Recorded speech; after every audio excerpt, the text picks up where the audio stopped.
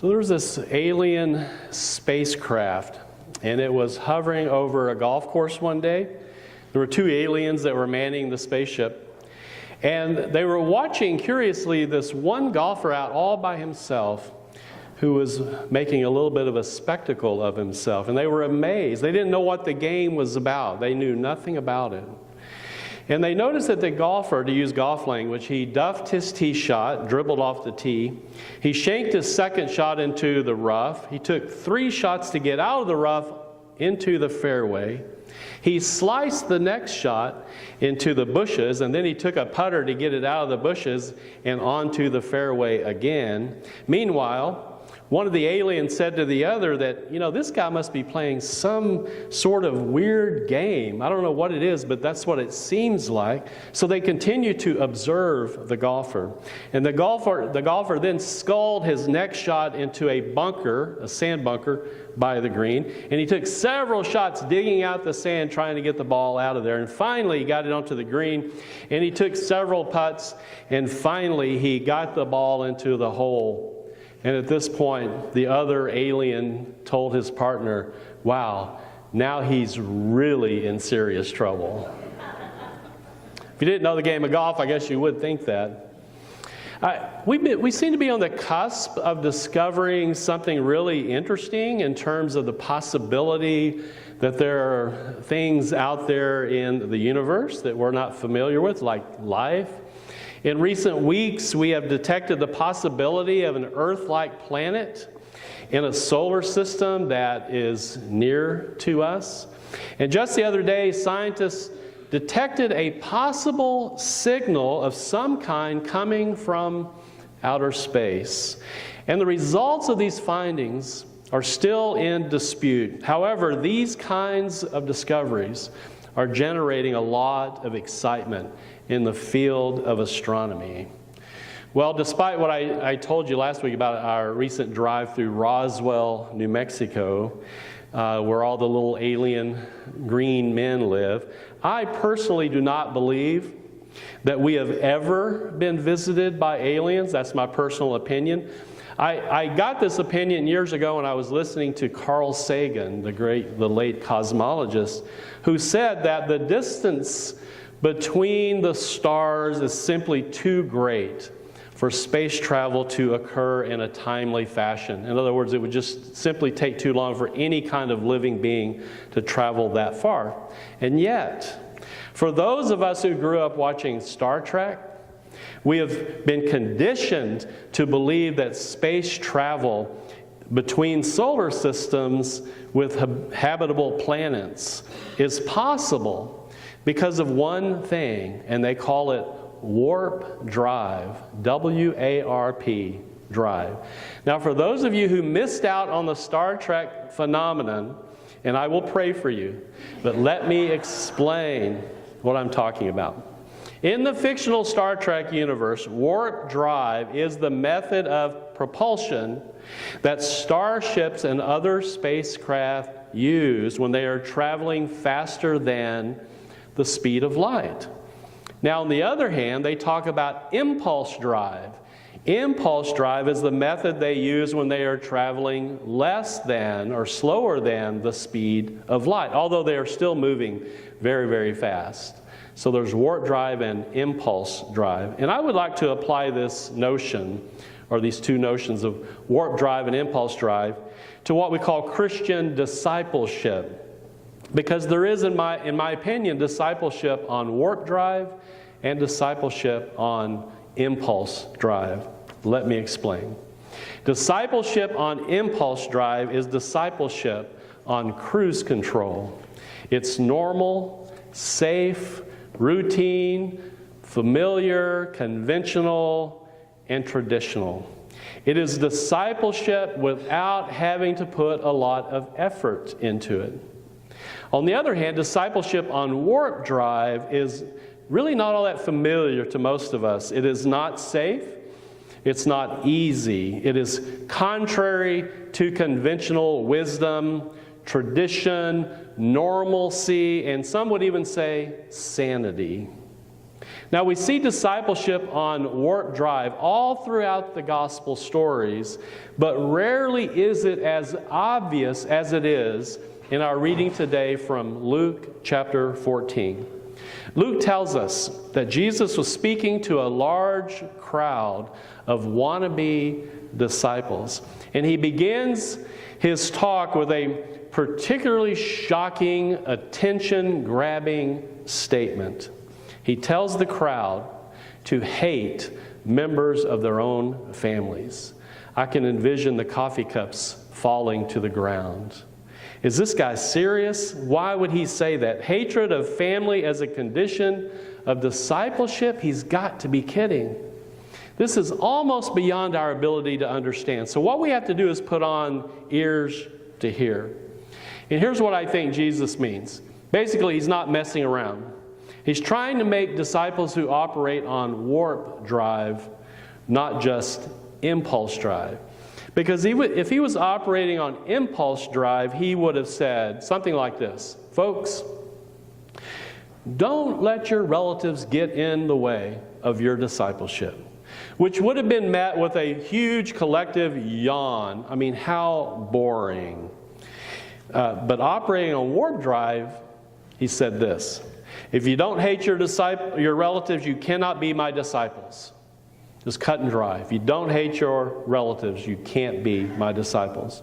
And if anything, each person standing there would have given serious thought to how their family dynamics affects their relationship with God. Then, as a second condition of discipleship, Jesus says, you must be willing to die. He says, whoever does not carry their own cross and follow me cannot be my disciple. That's obvious reference to death, because that's the manner in which he died.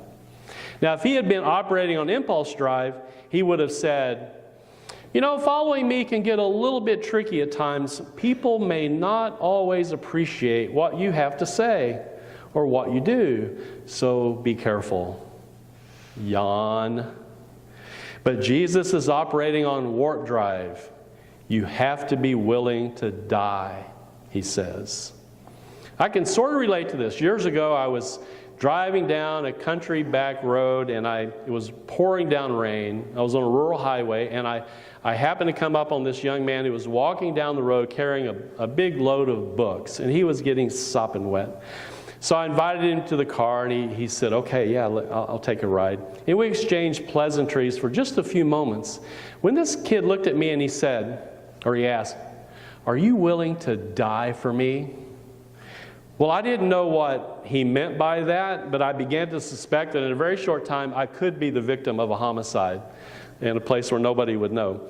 And so he'd hauled around, him hauled around, I danced around the question for a little bit and got philosophical. And then I drove into the nearest town. I saw a big supermarket, had a crowded parking lot, and I just went into a spot, I put it in park, I took my keys, I got out of the car real quick, and I said to him, get out of my car.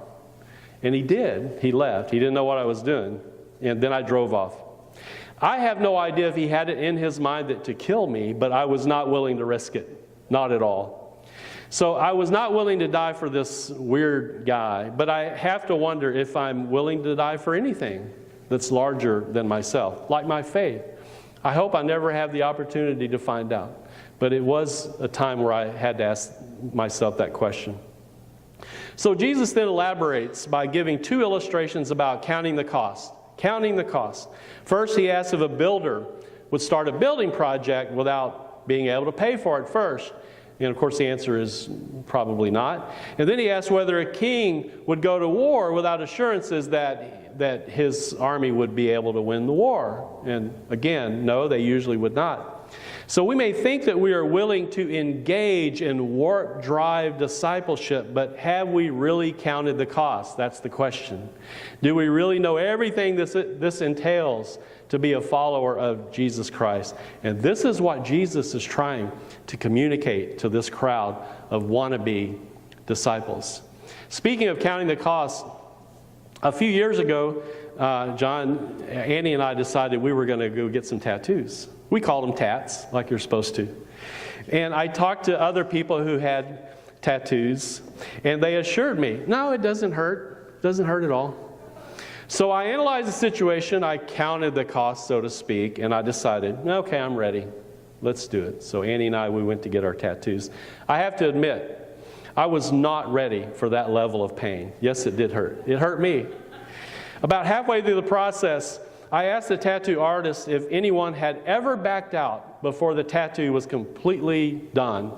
And he said, no, and you don't want to be the first. So I endured the pain, and I got my tattoo. I was having a midlife crisis. I don't know, whatever. Jesus is telling us in this passage not to go into God's tattoo parlor without first counting the cost, without being completely ready to do whatever it takes, to endure whatever pain is necessary. And this means, among other things, to be willing to be a family outcast and to be willing to die for a cause greater than yourselves. But as Jesus is not finished, he concludes his little talk to this crowd with another condition for discipleship. And this is another doozy. He says, give away all your possessions. I can just see the coffee spewing through their noses at this time. How could he possibly be serious? You need to remember, though, that the crowd that Jesus is speaking to is probably a crowd made up mostly of peasants. They didn't have a pot to you-know-what in. They did not have toilets, right? Nothing. Even today, I think, poor people can hear this condition for discipleship much more willingly than people who have a lot of possessions. Most of us, I'm afraid, would rather take our little whiteout that we used to use all the time and mark through these words in our red letter edition of the Bible. But again, really understand what Jesus is doing here. If he had been operating on impulse drive, he would have said, hey guys, go through your attic, your basements, your garages, and find a few items for the church rummage sale or the card party or things like that. Then you can be my disciples. Instead, he's operating on warp drive, which says, give it all up.